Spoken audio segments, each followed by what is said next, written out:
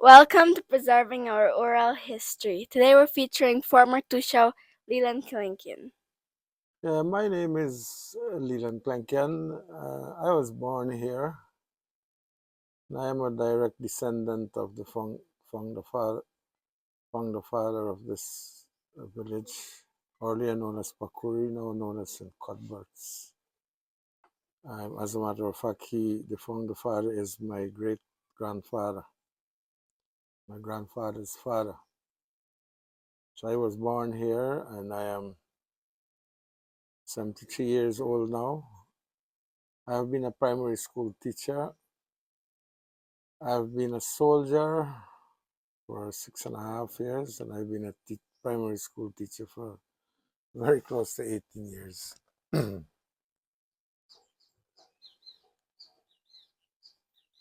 Yes, and I was Toshao from 1985, April 1985 to January 1994, when I resigned as Toshao. And during those years, I worked assiduously, very hard to to help, to assist in bringing my village to what it is today. Especially, I was interested in education. When I came here back in 1974, they hardly had any common entrance class, and we started one under the headship of Mr. Dennis Gonpat. And 2 years later, we were able to get 3 scholarships. And then we went on, and the rest is history. So in those days, it's kind of different, really different to what it is today. Today we have cars and so on, other vehicles. People on their own mode of transport. But in those days, we had to walk the trail. Uh, we barely had a good health station. We had a small primary school, and about that time, they started a nursery school. So, and later in the 2000s, around 2007, we got our secondary school. By 2008, 2009, it was commissioned, and so secondary education started in St. Cuthbert's. Now, that that took a lot of effort. Took a lot of effort.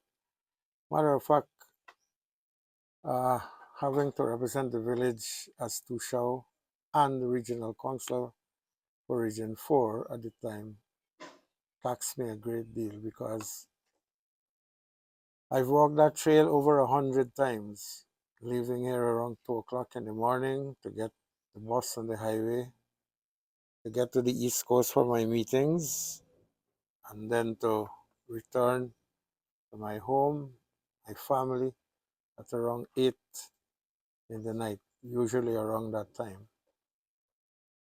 So it was very tough going to being a teacher and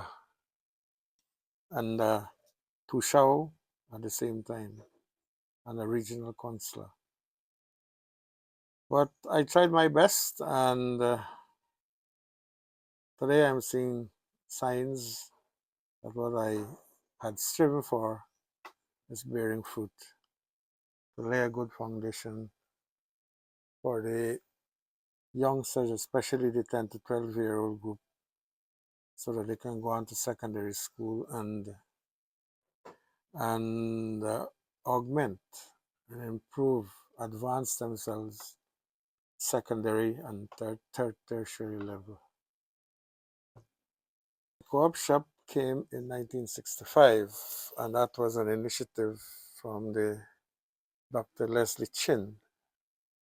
They had a grocery in High Street at the time, and they They became friends of the village through my grandfather, who was Emmanuel Bernard Toshao at the time.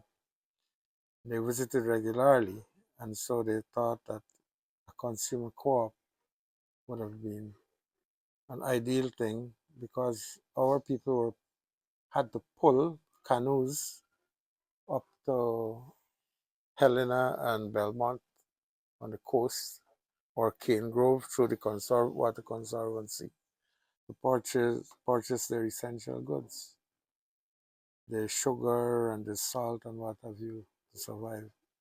Because by that time we were leaning heavily on a money economy already.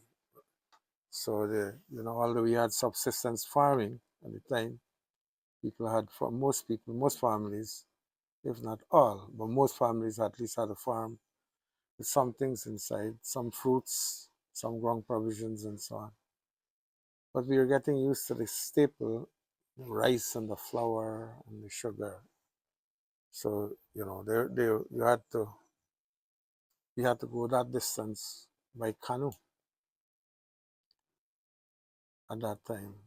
So the co-op shop, when it came into being, when it was kind of commissioned in 1965, I was a young teacher up in St. Francis at the time. Well, I know when it was built because I helped to build it when I was here. When it was commissioned, I wasn't around. I was in, as I mentioned earlier, at St. Francis, working as a pupil teacher then.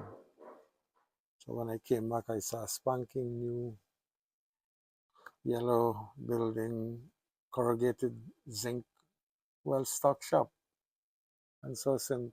Columbus embarked on a more money-oriented village economy.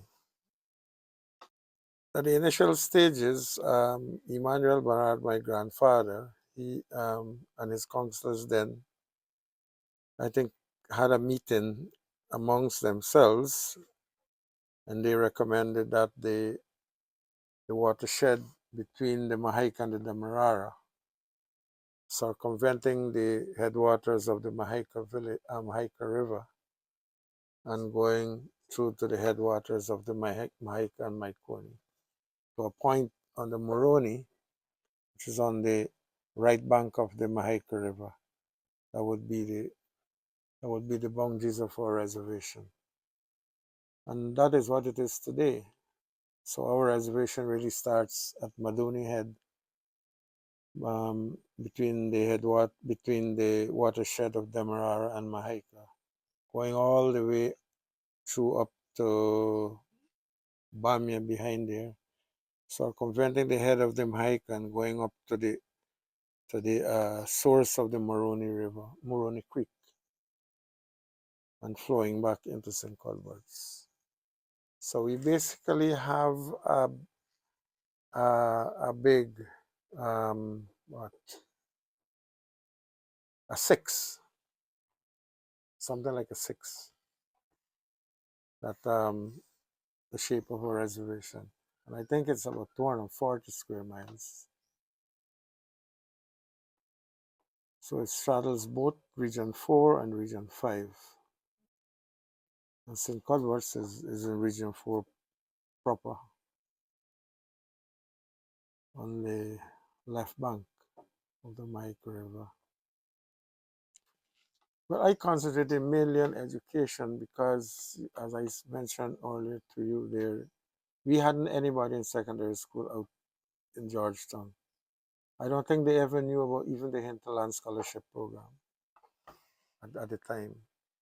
After I took over the Common Entrance class, which I really concentrated on, we had a lot of Hinterland scholarships.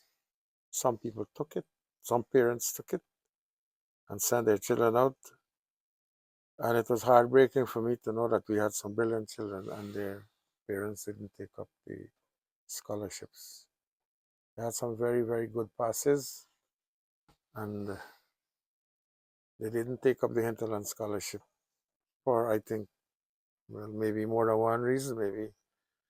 Maybe financial embarrassment, maybe lack of interest. several factors could have come into play. But I know some of them took it, and they're seeing the benefits today. You know, there's a kind of transformation, somewhat, in their thinking and their outlook. In our time, what should I say? Well, of course, we had a different national anthem. We sang "God Save the Queen," and and I can't remember us having a pledge, but we sang those things. And well, the British were the colonizers. We had to, do things English or British. The soldiers used to visit here a lot on the weekends when they were stationed at Atkinson Field, and those were kind of they were kind of familiar sight around here, on weekends. Then, to my mind, I mean, we had less population then, but for me there was a lot of more law and order and adherence to regulations and so forth. Of course, the village itself at the time being uh, administered by the Kafuten, then the leader, the captain, and his counselors. People had to write to the interior department for them to enter the village at the time. Both foreigners and Guyanese, if they wanted to bring an excursioneer, they had to write in advance to the district commissioner's office before they would come, and they would be granted permission to come. They would be given a duplicate of that permission to show to the village captain before they can set foot on the village proper.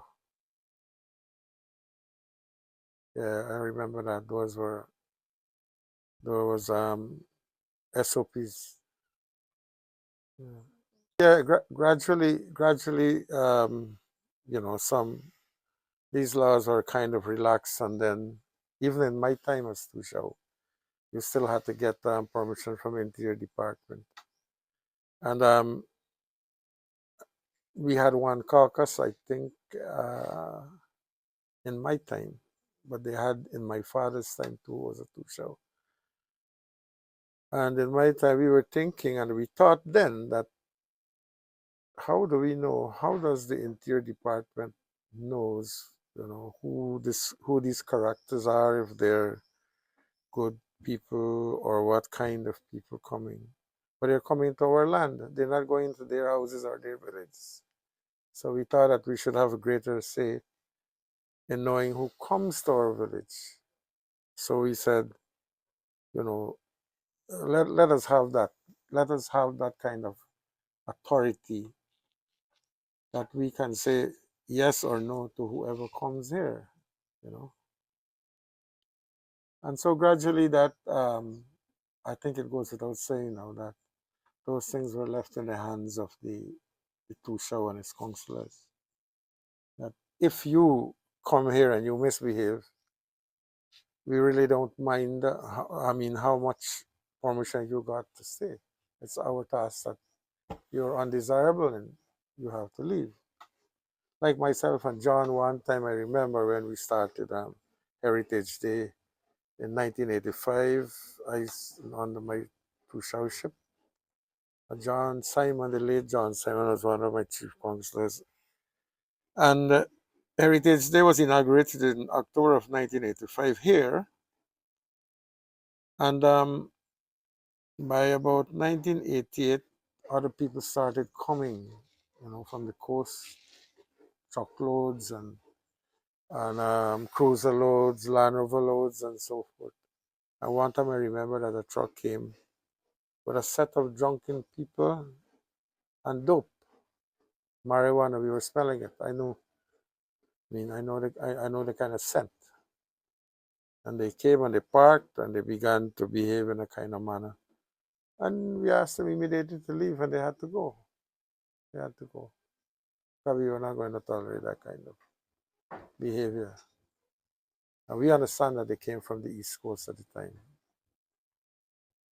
They had to leave. So again, at that time, the villagers had a lot of adherence to regulations, unlike today that we are having, where they're more, should I say, rebellious? Yes. The Heritage Day came on more on a request. I think it was the idea of somebody in the at the time the National Cultural and Arts Council. I think that was under Mildred Lowe at the time, if I'm not mistaken. And I think I have the letter still there, um, which requested that some people want to come and see so what we have left. It was a big task for me at the time. I I rose to the challenge because I mean I felt strongly still about our culture at the time and the language and so forth. And so I kept a meeting with my counselors because we weren't given much time. And we assembled the old band and they were kind of reluctant to come to play. I had to kind of cajole them, encourage them into playing the rika rika, which is the violin, the banjo and the guitar. You know, at times I had to come out of my own pocket to buy soft drinks for them whilst having practice after school in the afternoon. However, the first heritage was on a Sunday. I think it was the 6th or the 8th of October. I'm not so certain about the date, but it was a Sunday.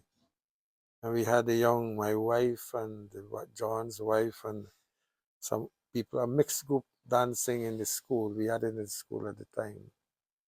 And it was very, very successful. I had a video of that very first heritage it was in October of 1985. And it was a one-day affair at the time. And we took it right through until 1992 when Dr. Jagan's PPP came into office. And I think in the same year, I'm not too certain, but in the same year, they shifted it from October and from a one-day affair to a whole month of activities. So 1992, September, our Heritage Day still continued, but it was a 1 month thing at the time with the grand finale on the last Saturday. But when we started it first, it was a gala one-day affair when, you know, you had things more cultural, a lot of things more cultural, a lot of craft on display, Amerindian food, and so forth. The crowds weren't so big because, you know, again, we had some regulation, some hold on the population that, you know, who can come and you have to declare certain things, right? So it was a kind of more of a satisfying cultural affair.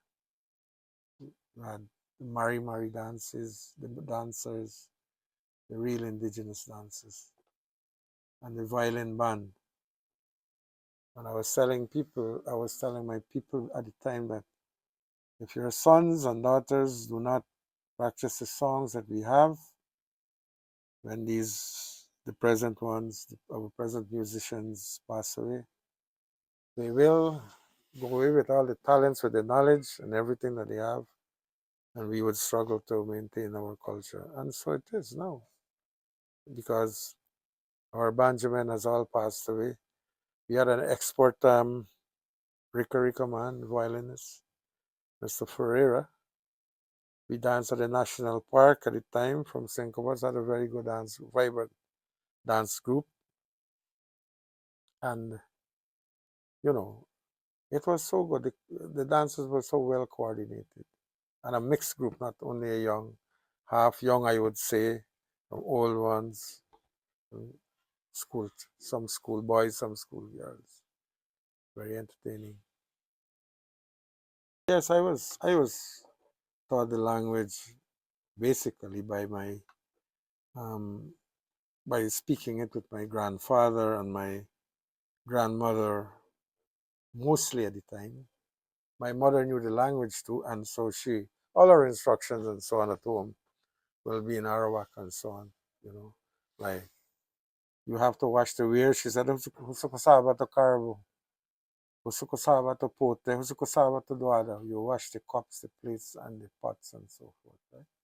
Husukusamba, you all go and wash. Right? Tano husa kabuya. That's the talk on a Saturday morning. Today we're going to go to the farm. Wabunaha. That's if they finish cleaning the farm and we're gonna plant. Wabunaha, waburokaha. That means gather the sticks, the faggots, and put them in heaps. You know. Can lihibeli kuda hakwan. Lihibeli kuda hakwan. The old man will continue to expand the farm. So we all would go. Hara wasabutanaho. Can to Banamu Lokohada Hutanaho. We're going to go into the Benab today. That was the kind of talk we would have. When we returned, we would say they would tell us Karu Uniru Sahawaka. We're going to the landing. We went to the Uniru means on the river to the riverside. Okambia we got to bathe. The hand that had to shake it ekebo. Bring your old clothes. Usukusahabare. Muchama awambiano. That's for it to dry tomorrow. So you wash on the the afternoons that we come from farm, so that we hang it out on Sundays. We dry, and at the time too, they were churchgoers. I wouldn't say that they were really Christians. Well, Christian in a sense because they felt that church going was Christian, but we would have to go to church because we had the church hold a great sway on the village at the time, the Anglican church, and if we don't go to church, we don't go to Sunday school, we get licks on Monday morning. You're flogged for not attending Sunday school. You had to go. And that was no fun. You didn't want to get 6 lashes on Monday morning early for missing Sunday school from 3 to 5 on a Sunday. I remember some boys, senior, who held themselves senior, 14 to 15, making it a joke at one time. And I saw some serious caning pass the next morning. Not only the boys, a few girls as well. Some serious caning passed on a Monday. Right? So our parents would, most times, our parents would tell us what church they had to know, what character they had to know. We're going to church today together. Character, he means that we're going to worship, we're going to go to church, we're going to get together. So we would go to service. Adayali kuna haitaha. Adayali Damokita Yajkado. It is we will have to know about God. It is because of God we are here. And those things they would tell us. And so we spoke a lot of Arawak then. We have to go to fish.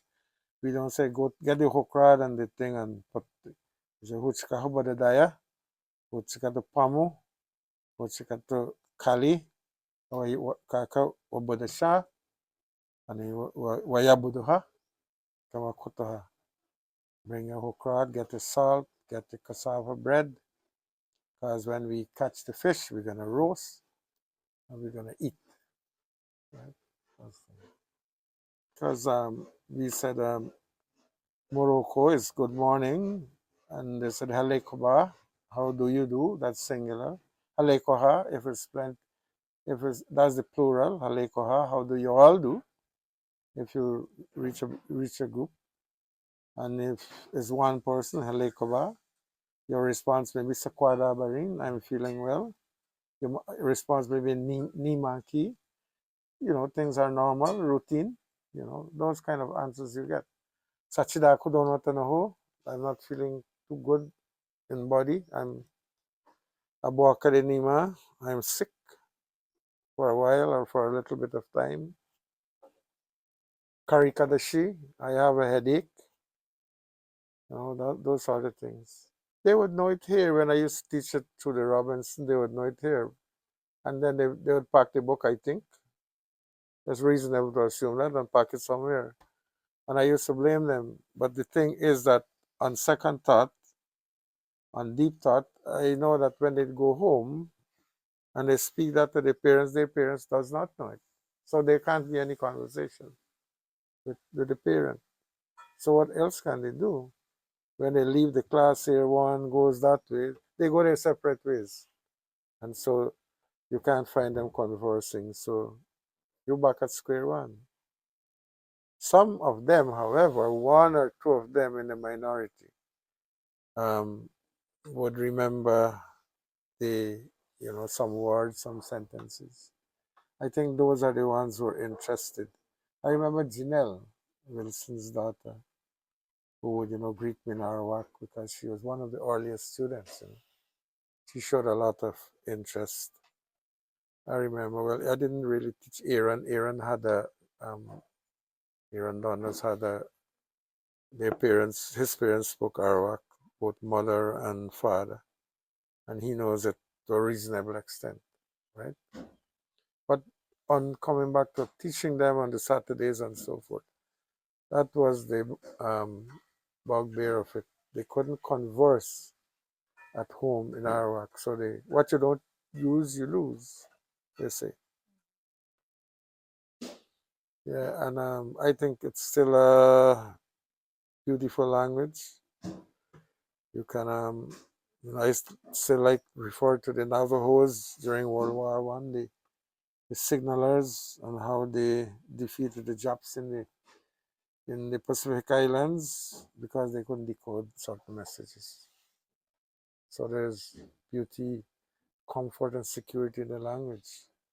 But I mean, our parents would say, "Halakabaha maitun lokota." Halakabaha maitun lokota. How you all will act in a different way in secrecy, meaning that, right? Everybody will know what you're saying if you have to escape, from a dangerous situation. You know? Halakaha maitun lokota. How you all will, to say something different and strange that people wouldn't know. So that's the kind of one of the reasons that they would give you.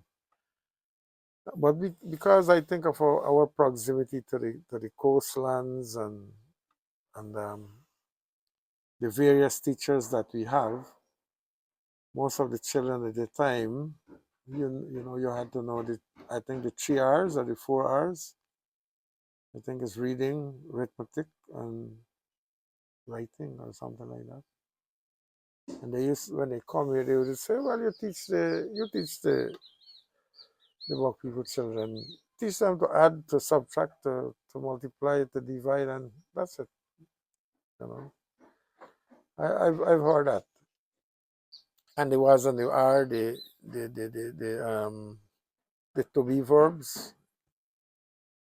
Your job is over, and they would come and what upbraid you if you talk the Arawak in school. Hey, hello, stop that, blah blah blah blah blah blah. That kind of thing in the yard. Well, as I told you before, we would speak a lot of Arawak in those days, even in the schoolyard. And I didn't contribute to that. I didn't subscribe to that because I didn't find it at the time, and even now, that was a humbug, if I may call it that way. That's a deterrent to my English. As a matter of fact, when I learn about the English and I develop my vocab, I can coin certain words because I know it, certain situations. Like for instance, some guys would want to mock at you, say, what is international? You know, what is international? International means okay, or between the nations, among the nations, we would say horror horror aunaka, universally, globally, you know. What does it mean overseas? Baraaji. They don't know the English, so they don't know the English properly. And to my mind, and I know it, when you know the English, you know the sense that the language makes. You know the whole sense, and you coin the new word. Baraaji warrior tututsani shipperary. The iron and the metals come from overseas, and those things. Usoha Cane Grove Karaho, Usa Unakwaha Unalikoji, Maika Usabu Wayunta Karaho. We're going to Mahaika and we're going to go through the river and we're going to purchase our goods. Usabu Wayunta Ambia. We're going to buy up our goods or our essentials, those things. We converse a lot in the Arawakan language. These days, I hate to say it. I don't like to say it, but I have to refer to it. That they believe that they know the English. They don't know it. What they know is what you and I can speak, the patois or the Creole. I don't have any problem with that. But if you say you know English, you'll also have to know to write it properly and to speak it grammatically. But if you say you know English and you don't know your language, you're an Oerian. That is how I put it. You don't know your Arawak properly if you're an Arawak, and you don't know the English properly, you can't write it. You're not functional in it. So, I consider you're an Ovarian there. I, I, when Mr. Beaton came here and he took us through Davidson and Alcock, and Nestfield and so forth. I was, let's see, 1959, 60. I was about 11 or 12 years, 11 years or 12, 11 years by the time. And there was a little tin book about this size, Davidson and Alcock, which dealt with parsing. I don't know if you still have that book. For that size. And if you didn't know the book, I'm kind of sorry for your back. Sorry for your backsides and so forth. I tell you that that was one guy who transformed primary education in this village, at least for me. And I know at least for about the form that I won, maybe about 20 of us. So we used to take lessons in the afternoon, And that is what helped me a great deal. And of course, I like to read a lot myself. I am fascinated by reading. I used to subscribe to the Geographic and so forth. I used to purchase Newsweek. I read so many. I still have my old books from school, my algebra books and so forth. And he was one of the first first teacher to introduce algebra in our school. And I still have those books way back from 1960, 61, 62. Here's my old geography book. We had to do this for PCE. We had to do some things on Trinidad, being an oil producing country at the time. These are some of the books we had to study. Geography of the West Indies by and Adjacent Lands by. I still retain those books because It meant so much to me. It, it meant a lot to me. He brought the first aid into our lives at the time, the student's companion. Well, this is a new one, but the old one is still somewhere. But this is a new one, and this is my algebra book. Watch. I see, 1964 when I was going. This is when my father bought this to me. There's my halls. I did. Those are some of the things I remember my late teacher on. I don't have the geometry book here yet, but those are testimony to. Yeah, this is one of my early geometry book. Yeah, that's my writing. How I used to write at the time. $40, not $4.40 for it at the time. In those days, I was 15. This was just before I departed for a year before I departed for St. Francis. The same very year when I took the exams. So the memory still glows bright. Thank you to all the donors that made this project possible. Don't forget to like and subscribe. Bye until the next time.